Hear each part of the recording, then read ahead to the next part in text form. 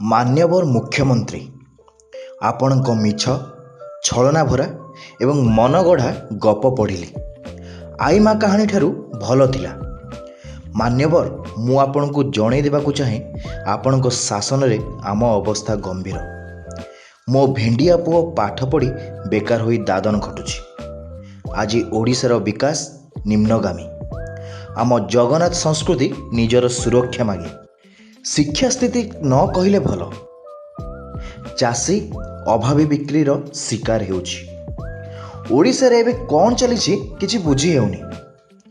आमे आपनको देखिबाकू पाउनु।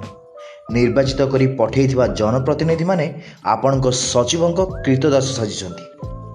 आपनको योजना कथा न कहिबा भल।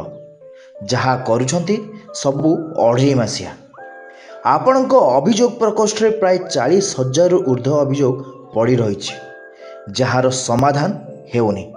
आउ सेपटे आपण कहउचंती सरकार को लोकों पाखक पठाउचंती।